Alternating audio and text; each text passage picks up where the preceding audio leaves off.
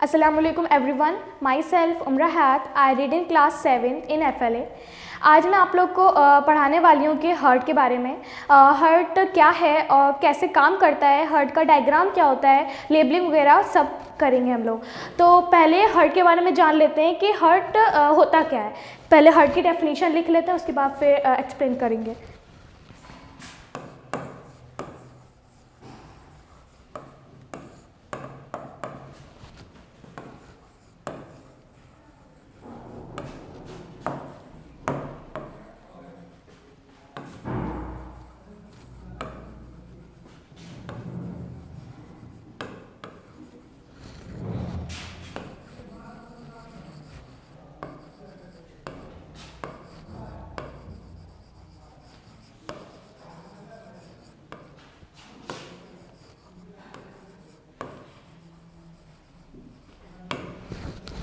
तो बेसिकली जो हार्ट है वो एक हमारा ऑर्गन है जो कि ब्लड को पंप करने में मदद करते हैं। अब ब्लड को पंप करने का क्या मकसद है, क्यों करता है वो पंप? तो हमारे बॉडी को ऑक्सीजन चाहिए होती है ताकि जो हमारी फूड है वो ब्रेक डाउन हो जाए और उससे हमें एनर्जी मिल जाए। तो एनर्जी मिलने के लिए हमें ऑक्सीजन ज़रूरी होती है और ऑक्सीजन हमें ब्लड में मिलेगी, वो जो ऑक्सीजनेटेड ब्लड में। अब जो ब्लड है वो पहले हमारे उसमें हार्ट में आएगा, फिर हार्ट की मदद से पूरी बॉडी में जाता है। तो जो पहले हम जान लेते हैं, इसके बाद में पूरे फंक्शन देखेंगे। पहले हम देख लेते हैं कि हार्ट का डायग्राम वो क्या होता है, वेट क्या होता है। तो जो हार्ट का डायग्राम वेट होता है वो होता है 250 से 280 ग्राम। जो हमारा हार्ट होता है वो 250 से 280 ग्राम होता है और ये जितनी हमारी फिस्ट होती है, मुट्ठी होती है, उसके बराबर होता है। जैसे कोई छोटा बच्चा है, उसका जो हार्ट होगा हमें पता करना है तो उसका हार्ट उतना होगा जितना उसकी मुट्ठी होगी। जैसे भी मेरी मुट्ठी इतनी है तो मतलब कि मेरा हार्ट जो होगा वो उसका साइज़ इतना होगा लगभग, और उसका वेट इतना हो सकता है। नॉर्मल एडल्ट पर्सन में ही होता है 250 to 80 ग्राम।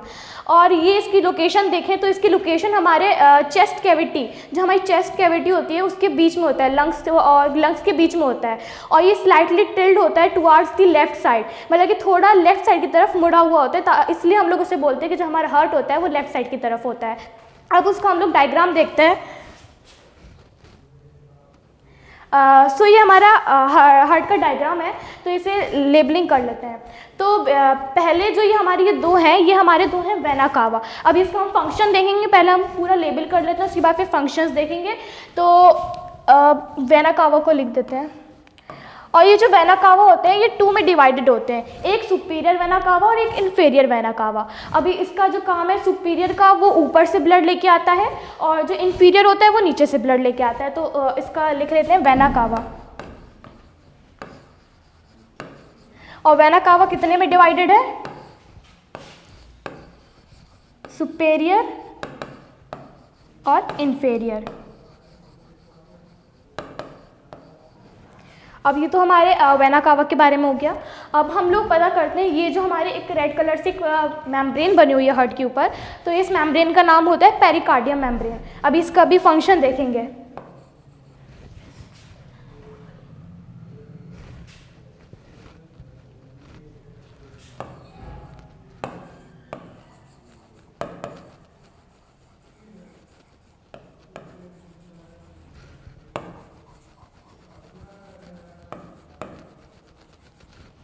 ये हमारी पेरिकार्डियम मेम्ब्रेन हो गई।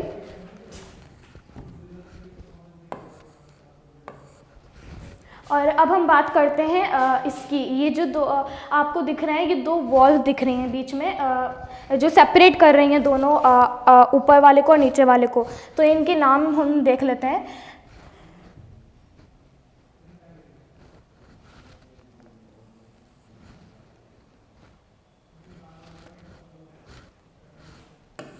इसका जो राइट तरफ होती है उसका नाम होता है ट्राइकस्पिड वॉल्व।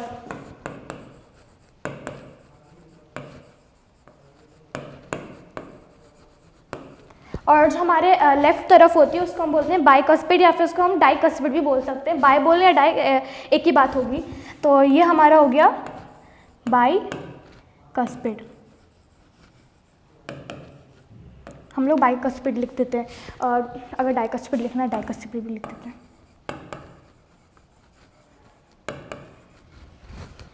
अब हम बात करते हैं, ये ऊपर हमें ये जो दिख रही हैं, ये हमारी एक है पल्मोनरी आर्टरी और ये हमारी आयोटा है। आयोटा जो होती है वो बिगेस्ट आर्टरी होती है हमारे पूरे बॉडी की, और ये हमारी पल्मोनरी आर्टरी। अभी सबके फंक्शन देखेंगे तो इसको लेबल कर लेते हैं।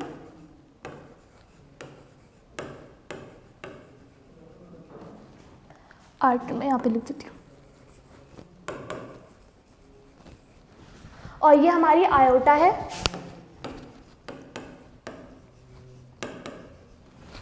और ये जो हमारे हैं ये दोनों, ये हमारी पल्मोनरी वेन है।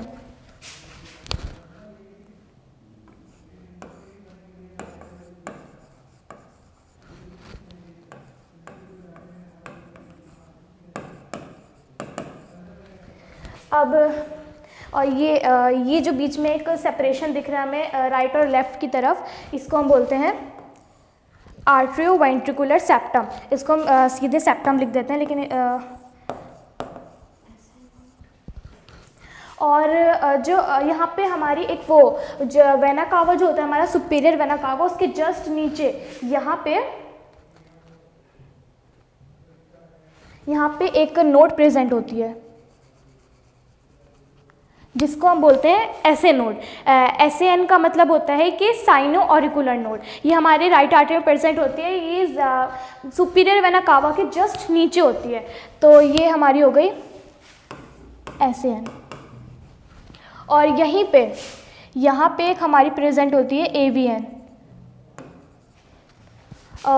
एवीएन, ये हमारी एवीएन हो गई। और एवीएन का जो फुल फॉर्म होता है वो होता है आर्ट्रियोवेंट्रिकुलर नोड। अब इसका फंक्शंस देखते हैं क्या होता है। तो पहले हम बात करते हैं कि जो हमारा डीऑक्सीजनेटेड ब्लड होता है, डीऑक्सीजनेटेड ब्लड का मतलब है कि उस ब्लड में और कार्बन डाइऑक्साइड ज़्यादा है, मतलब कि वो गंदा खून है, अभी प्योर नहीं है, अभी वो इम्प्योर है, उसको अभी प्योर होना है। तो वो सबसे पहले हमारे पूरे बॉडी टिश्यू से वो हमारे हार्ट में आता है, और ये हमारा है राइट आर्ट्रियम। सो ये हमारा राइट आर्ट्रियम है। अब हम बात करते हैं यहाँ की।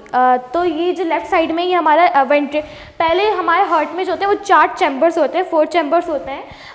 ऊपर के जो 2 चैम्बर्स होते हैं उसे हम आर्ट्रियम बोलते हैं, और नीचे के दो चैम्बर्स होते हैं उसे हम वेंट्रिकल्स बोलते हैं। तो ऊपर के 2 चैम्बर्स कौन से हो जाएंगे? राइट आर्ट्रियम हो जाएगा, एक लेफ्ट आर्ट्रियम हो जाएगा। और नीचे के 2 चैम्बर्स हो जाएंगे, एक राइट वेंट्रिकल हो जाएगा, एक लेफ्ट वेंट्रिकल हो जाएगा। तो अब ये हमारा लेफ्ट आर्ट्रियम है।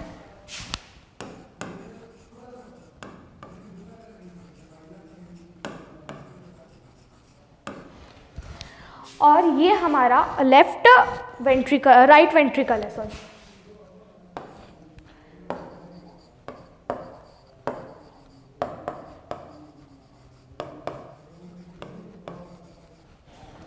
और ये हमारा लेफ्ट वेंट्रिकल है।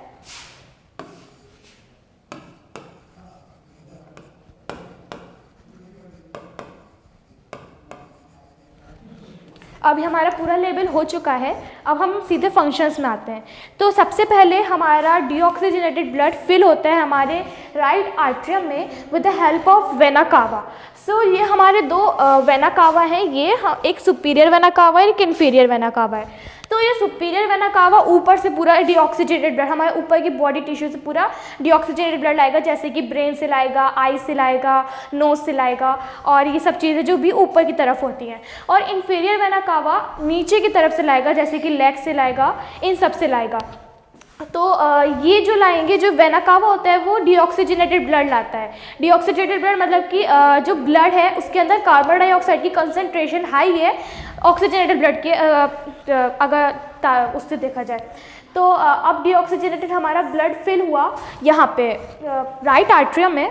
राइट आर्ट्रियम में फिल होने के बाद ये हमारी जो वॉल्व होती हैं, हमारे हार्ट में एक सुना होगा आप लोगों ने, कॉन्ट्रैक्शन और रिलैक्सेशन होता है। कॉन्ट्रैक्शन उसे बोलते हैं, कॉन्ट्रैक्शन जब हमारे जो चैम्बर्स होते हैं वो कॉन्ट्रैक्ट मतलब कि जब सिकुड़ते हैं, जब दबाव आता है उनके अंदर। और रिलैक्सेशन जब वो फूलते हैं, मतलब कि उसके अंदर जब ब्लड फिल होगा तो वो रिलैक्सेशन होगा, और जब ब्लड नीचे या कहीं ऊपर जाएगा तो वो कॉन्ट्रैक्शन होगा। अब कॉन्ट्रैक्शन, तो जब हमारे यहाँ पे ब्लड फिल होगा राइट वेंट्रिकल में डीऑक्सीजनेटेड ब्लड, तो जाहिर सी बात है हमारा रिलैक्सेशन होगा, ब्लड फिल हो हो रहा है, मतलब कि रिलैक्सेशन हो रहा है। अब ये जो है इसको वेंट्रिकल्स में जाना है, वेंट्रिकल से उसे पल्मोनरी आर्टरी के ज़रिए हमारे लंग्स में जाना है। तो अब जब वो लेफ़्ट वेंट्रिकल में आएगा, तो लेफ़्ट वेंट्रिकल में वो कैसे आएगा, बीच में आप देख रहे होंगे ये एक वॉल्व बीच में प्रेजेंट होती है। तो ये वॉल्व का काम क्या होता है, ये वॉल्व का ये काम होता है कि जो ऊपर राइट आर्टरियम में ब्लड है और वो नीचे आने की मदद करता है, और जो लेफ्ट वेंट्रिकल में ब्लड है, राइट वेंट्रिकल में ब्लड है, लेफ्ट या राइट वेंट्रिकल में जो ब्लड है वो वापस ऊपर ना जा पाए। तो अब ये ब्लड हमारे राइट आर्टरी में फिल हुआ, अब इसको नीचे जाना है। तो ये जो इसमें अगर मैक्सिमम ब्लड फिल होगा राइट आर्टरी में, तो जब इसमें मैक्सिमम प्रेशर लगेगा तो ये खुल जाएगा, ओपन हो जाएगा। किसी चीज़ पे जब भी प्रेशर लगता है वो ओपन हो जाती है, खुल जाती है। तो इसमें ज़्यादा प्रेशर लगेगा, ये दोनों खुल गए। खुलने की वजह से जब ये खुलेंगे तो बीच का बैरियर साफ हो गया, तो सारा ब्लड जो है राइट आर्टरियम से राइट वेंट्रिकल में आ जाएगा। राइट वेंट्रिकल में पूरा ब्लड यहाँ पे फिल हो जाएगा। अब यहाँ पे फिल हो जाएगा, ये वापस क्लोज हो जाएंगे क्योंकि प्रेशर कम हो गया, डिक्रीज हो गया, तो वापस वो अपनी जगह पे आ जाएंगी। अब ये वापस अपनी जगह पे आ जाएंगे ताकि ब्लड वापस ऊपर ना जा सके राइट आर्टरियम में। तो अभी यहाँ पे राइट वेंट्रिकल में अब उसको राइट वेंट्रिकल से उसे पल्मोनरी आर्टरी मतलब कि लंग्स में जाना है। लंग्स में जाना क्यों है उसे, क्योंकि ये डीऑक्सीजनेटेड ब्लड है और इसको ऑक्सीजनेटेड होना है, इसका ऑक्सीजनेशन होगा इस ब्लड का। तो अब ये डीऑक्सीजनेटेड ब्लड हमारे लेफ्ट वेंट्रिकल में आया, लेफ्ट वेंट्रिकल से हमारा यहाँ से जाएगा, ये पल्मोनरी आर्टरी की मदद से ये लंग्स में जाएगा। अब लंग्स में क्या होते हैं, हमारे एल्वियोलर सैक होते हैं। पहले हमारा ट्रैकिया होता है, पहले हमारे नॉस्ट्रल्स होते हैं, फिर नसाल पैसेज होता है, उसके बाद फिर ट्रैकिया फेरिंग्स आते हैं, फेरिंग्स से फिर हमारा ट्रैकिया आता है, ट्रैकिया के बाद ब्रोंकस आते हैं, ब्रोंकस ब्रोंकियोस, फिर एल्वियोलर। एल्वियोलर हमारा कुछ ऐसा दिखता है, हमारा जो होता है वो एल्वियोलर जो है वो ऐसा दिखता है थोड़ा।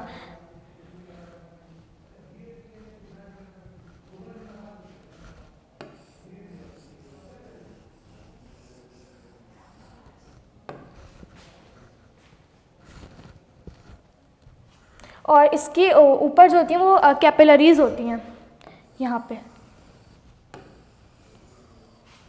ब्लड की कैपिलरीज होती है जिसके अंदर ब्लड जो होता है वो फ्लो करता है।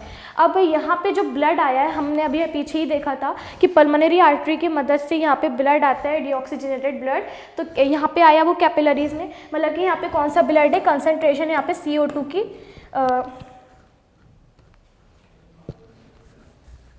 यहाँ पे CO2 की जो कंसनट्रेशन है वो हाई है, और जो यहाँ पे जो ऑक्सीजन की कंसनट्रेशन है वो माइनस पे, मतलब कि कम है। अब हम सांस लेते हैं, सांस में ज़्यादातर हमारी जो गैस होती है वो ऑक्सीजन होती है, बहुत कम कार्बन डाइऑक्साइड होती है। तो यहाँ पे हमारी ऑक्सीजन आई, मतलब कि यहाँ पे ऑक्सीजन की कंसनट्रेशन ज़्यादा है और यहाँ पे कार्बन डाइऑक्साइड की कंसनट्रेशन कम है। तो डिफ्यूजन एक प्रोसेस होता है, डिफ्यूजन वो प्रोसेस होता है जिसमें कोई भी पार्टिकल होता है, मूवमेंट होता है किसी भी पार्टिकल का, मैटर का, वो हाई कंसंट्रेशन से लो कंसंट्रेशन होता है। तो अब ये हाई मतलब कि यहाँ पे ऑक्सीजन की कंसंट्रेशन कम है तो यहाँ पे कम है, और ज़्यादा है यहाँ पे ऑक्सीजन की तो यहाँ पे कम है। तो अब यहाँ पे कंसंट्रेशन हाई से लो जाएगा, मतलब कि डिफ्यूजन प्रोसेस यहाँ पे होगा, तो यहाँ पे आ जाएगा, यहाँ पे कंसंट्रेशन हाई हो जाएगी कैपिलरी ब्लड में, और यहाँ पे जो होगा ब्लड कार्बन डाइऑक्साइड की कंसंट्रेशन यहाँ पे ज़्यादा है तो वो यहाँ पे आके यहाँ पे ज़्यादा हो जाएगी, और यहाँ पे ज़्यादा हो जाएगी, यहाँ पे कम हो जाएगी। तो अभी हमारा जो ब्लड है वो ऑक्सीजनेटेड हो गया, मतलब कि इसमें अभी हमारा ब्लड ऑक्सीजनेटेड हो गया, तो यहाँ पे इसका ऑक्सीजनेशन हो गया। तो अब ऑक्सीजनेशन जब होगा तो वो ब्लड जो है वो वहाँ से हमारे सीधे पल्मोनरी वेन के ज़रिए लेफ्ट आर्टरियम में आएगा, और लेफ्ट आर्टरियम के बीच में वही बाइकस्पिड वॉल्व होती है, और बाइकस्पिड वॉल्व खुलेगी जब मैक्सिमम प्रेशर इसमें आएगा तो ये खुलेगी, लेफ्ट वेंट्रिकल में आएगा, और लेफ्ट वेंट्रिकल से हमारे पूरे बॉडी में जाएगा, और फिर यही प्रोसेस पूरा चलता रहता है, ऐसी इसी को पंपिंग ऑफ ब्लड बोलते हैं। और यहाँ पे एक मेम्ब्रेन प्रेजेंट होती है, जो मेम्ब्रेन होती है पेरिकार्डियम मेम्ब्रेन। पेरिकार्डियम मेम्ब्रेन जो होती है वो एक फ्लूइड को सेक्रेट करती है जिसको हम बोलते हैं पेरिकार्डियल फ्लूइड। और जो पेरिकार्डियल फ्लूइड होता है उसका काम क्या होता है, वो फ्रिक्शन फोर्स जो होता है हमारे हार्ट में पंप कर रहा है, तो मतलब कि उससे फ्रिक्शन फोर्स इंक्रीज़ हो रहा है जब वो पंप करेगा, तो उसको रिड्यूस करने के लिए हम उसको थोड़ा स्मूथ करने के लिए पेरिकार्डियल फ्लूइड का काम आता है। तो वहीं पे पेरिकार्डियल फ्लूइड हमारा काम करता है, और ये जो होता है पेरिकार्डियल मेम्ब्रेन इसको एक शेप भी देती है और स्मूथ भी करती है और लुब्रिकेट भी करती है। और जो हमारा एसएन होता है और एवीएन, इन दोनों का भी काम होता है। जो एसएन होता है, साइनो ऑरिकुलर नोड होता है, वो करंट प्रोड्यूस करता है, जिस करंट को हम बोलते हैं पुरकिंजे फाइबर। तो अब ये करंट प्रोड्यूस करेगा, तो वो करंट जो है, उस करंट की मदद से क्या होता है, वो पूरे आर्टरी में जाता है और उसको मतलब कि कॉन्ट्रैक्ट रिलैक्स करने में मदद करता है। तो वो उस करंट वही काम करता है, और जो थोड़ा यहाँ पे करंट प्रोड्यूस होता है, वो करंट एवियन को भी दे देता है, ताकि जो नीचे वेंट्रिकल्स है उसका काम एवियन संभालेगा। तो वो एवियन को भी करंट दे देता है, कुछ स्टोर कर लेता है एवियन, और कुछ ये थोड़े कुछ उसे भी बनाता है। तो ये यहाँ पे पूरा पुरकिंजे फाइबर्स होते हैं वो फैल जाते हैं इस तरह।